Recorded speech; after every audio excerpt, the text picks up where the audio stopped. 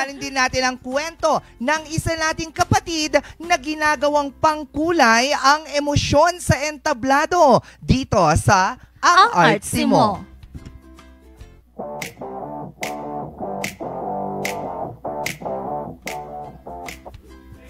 At ngayon nga ay makakasama natin ang isang actor, director, educator, educator kasi yan. Educator, walang iba kundi si Ma'am Catherine Nobleza.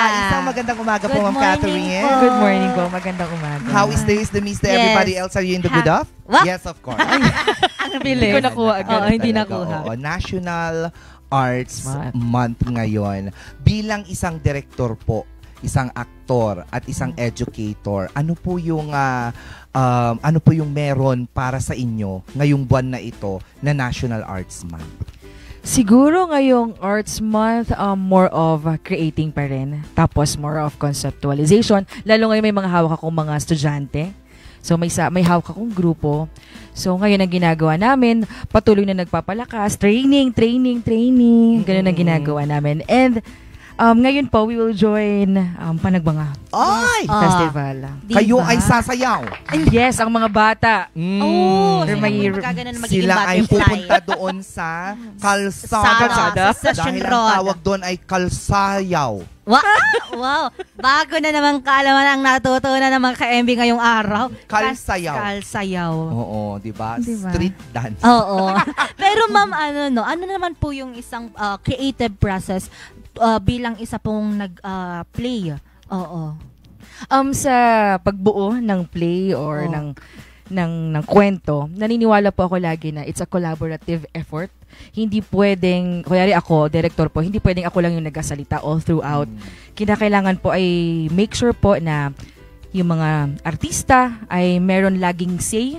Yung mga aktor laging may say po doon sa pinakabuong proseso. Yung writer, syempre, yung playwright, laging may proseso dapat yon. Tapos, mahirap kasi kapag ikaw lang mismo as director ang nag-iisip ng lahat. Sobrang hirap po nun. Pero kapag lahat in-involve po doon sa pagbuo ng play, napapadali, tapos gumagaan, tapos nararamdaman yung unity at gumaganda po lalo yung isang production. Tama yan, kasi it's a collaborative effort talaga. Yes. So, hindi lang isa. Kasi sabi nga nila, diba, again, no man is a Siargao.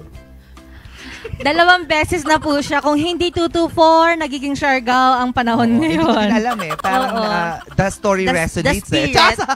Ma'am, ngayon po kasi, ang tema po natin ngayong National Arts Month ay ani ng sining, diwa at damdamin. Paano po ito nagre-resonate sa inyo bilang isang artisan? Diwa, damdamin. Diwa ay more of, sabi natin, soul.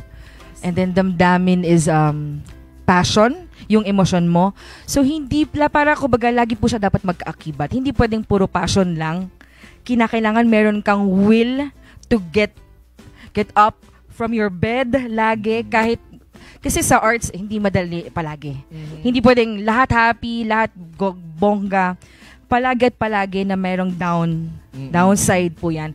Pero yung will mo, yung soul mo, nakaakibat ng passion mo ay kumbaga, yun yung parang pinaka-foundation mo para makabuo ka ng produkto na maganda. Driving force. Yes, exactly. Yan po. Will, last will, and testament. Hindi. Ay, mali ba yung will na nasa hindi isip po. ko? Ay, Pero sorry, ma'am, kasi po, pag nanonood po ako ng theater play, paano po na-express yun ng isang artist, yung emotions nila doon? Kasi po, di ba, pag theater play, live, so napaka-crucial na magkamali ka po. Paano po yun? Meron po kaming ginagawa, di ba, sa rehearsal natin. Sa rehearsal ng play po, meron tinatawag na character sketch.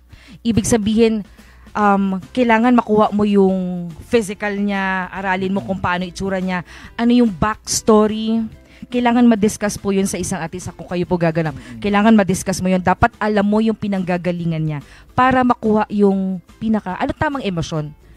Yun po, yung kailangan talaga siyang aaralin And then, kailangan mag-unite po talaga yung pinaka-story. May tawag dun po, ma'am? Yung parang method acting ba yun? Yes, meron din Oo, yan. yung parang Isa po yan. literal na Yes. kailangan mong isabuhay yung karakter Yes, na meron din you're yan. playing. Pero yun ang mahirap. Mahirap po Sabi talaga. nila yun. Kasi minsan, pagdating sa mga actors talaga, kapag ginawa na nila yun, nahihirapan silang i-separate. Yes. Oo, ang pagiging sila dun sa character na Kaya po, ginagawa nila. relate connected po sa sinabi nyo. Meron pong rules sa amin na hindi ko maalala exact, basta kung sabi natin 80-20%. 80% is the character dapat. 20% dapat lagi may maiiwan sa'yo. Oo. Kasi pag hindi ka nag-iwan ng sayo, walang sayo. Ganon. Oo. Tayo doon. Diba? Pero mama, may mga Filipino or specific Filipino stories po ba tayo o mga tema, mga tradisyon na ini-incorporate natin sa work niyo as an artist? Yes. Ngayon, ang isang binubuo namin ay yung Ibong Adarna. Ay, gusto ko yan. Yes. Adarna. Alam mo, pangarap ko maging isang Adarna. Ellen ba? Ibon. Ibon, Oo, hindi gusto ko- Ellen. Maganda yon. Yes, yun po talaga. Lalo ngayon sa mga kabataan, parang hindi na masyadong napag-uusapan. Yes, exactly. So, ang sarap niyang balikan.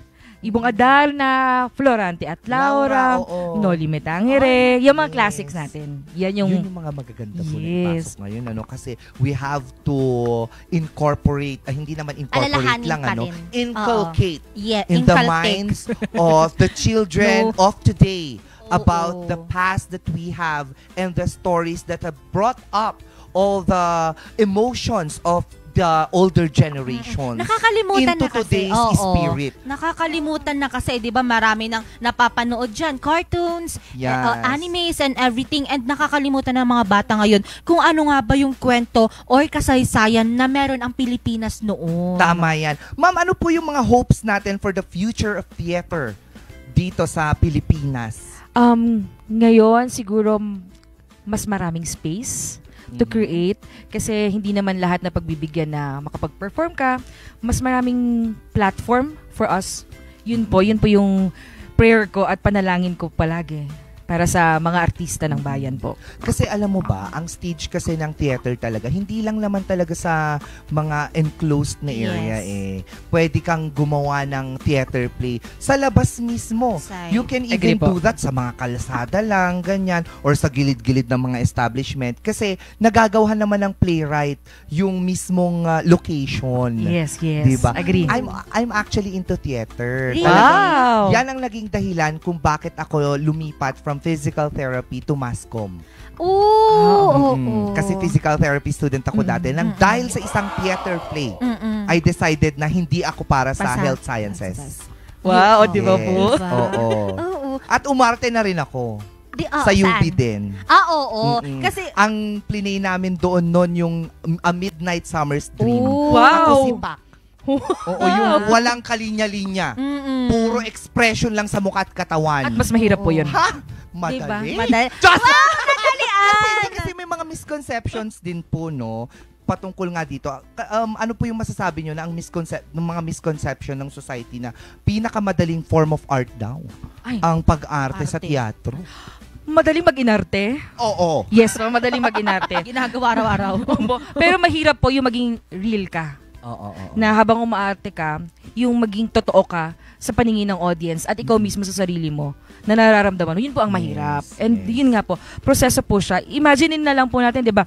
Iniisip mo yung block mo, iniisip mo yung script mo, iniisip mo lahat. So, tulad po ng ibang form, mahirap po siya. Yung lalo na yung tawag po dito, no, yung tipong audience interaction pa yan. Yes. Tapos syempre pati yung paggalaw mo sa entablado kasi maraming props. Yes. Hindi naman basta-basta na bigla mong tatakpan ito, parte pala siya nung script mo. Yes, exactly Mga po. ganyan. Diba? So kung tutuusin, scientist ang mga Gusto ko po yan. actors. Diba? Oo, kasi kalkulado din lahat yan. Yes po. Oo, Yes. yun ang mahirap doon kasi kalkulado ka na nga pero you have to show to your audience na you're not reading a script, na hindi ka umaarte.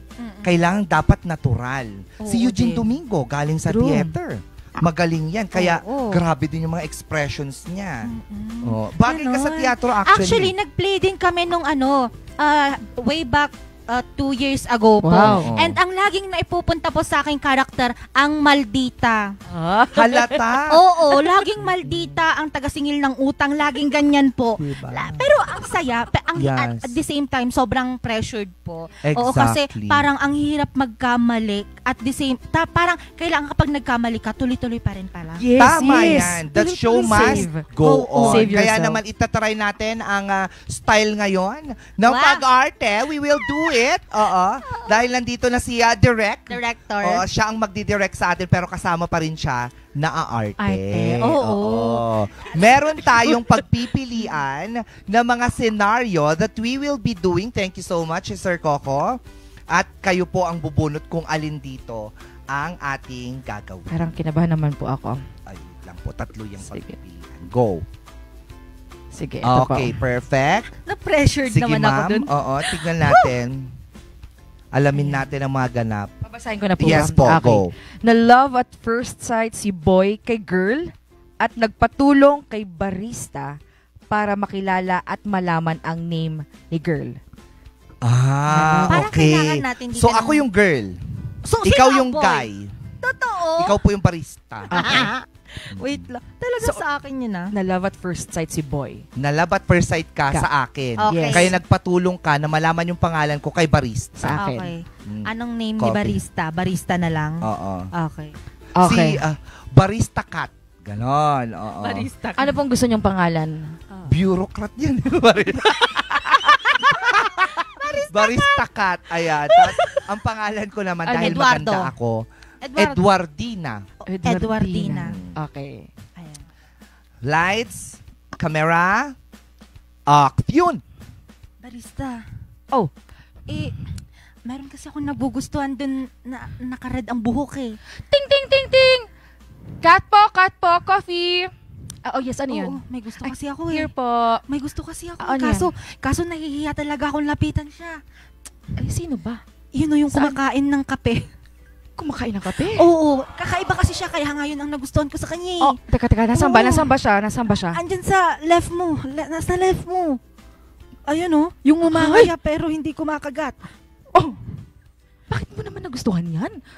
Ewan ko nga, nagayuma ata ako eh. Teka lang. Wala pa nga akong gayuma ka agad. Naririnig ko kayo, katabi nyo lang ako. Ay, sorry. Kung may gusto ka sa akin, sabihin mo ka agad. Ayan, Kailangan ko talagang iparinig. Hindi, tuloy-tuloy yun. Ay, tuloy-tuloy. okay. Oo, kasi naririnig ko kayo, katabi ko kayo. Ayan, Dito tulungan mo na lang naman tayo. ako. O sige, ano bang gusto mong move? Alam mo, lapit ka na kaya sa kanya. Nahihiya ako eh, baka busted din niya ako eh. Oh, okay lang yan. Hindi ako sanay eh, ang gwapo ko eh. Ganto na lang. Wow, narinig ko ulit Bakit may mga comment May siya? comment pa siya, hindi na nga kita gusto eh. Hindi. Bakit hindi mo na lang sabihin sa kanya?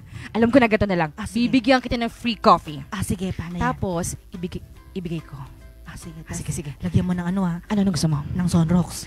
Ah, Hindi Oh, bakit John Rocks? Bakit naman? Oh, sige, ito na. Oo. Okay.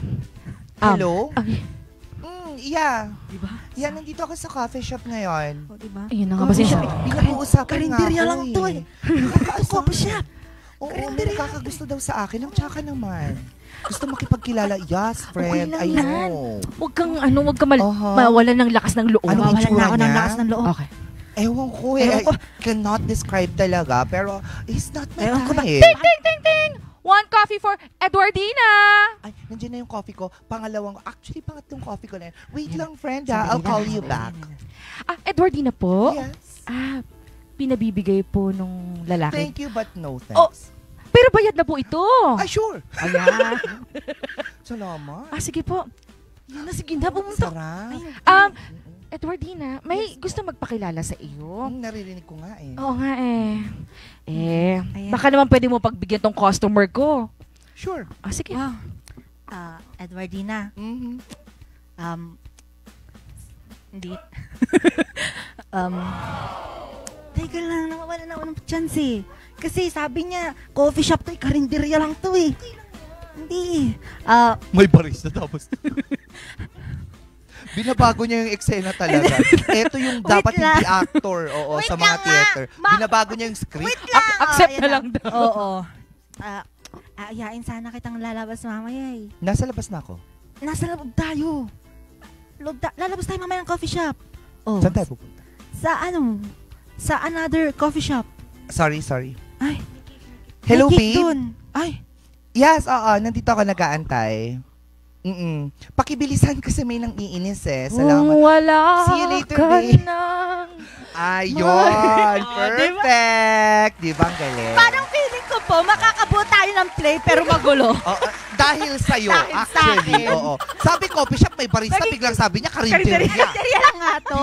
Diba? Kunwari ka pa. Hindi ka pwede sa sa impromptu pag ganyan. Uy, hindi. May coffee naman sa may Karinderya. barista sa karinderya. Pero may barista talaga, Oo, ha? ano siya? Nakakaloka ka. Oo.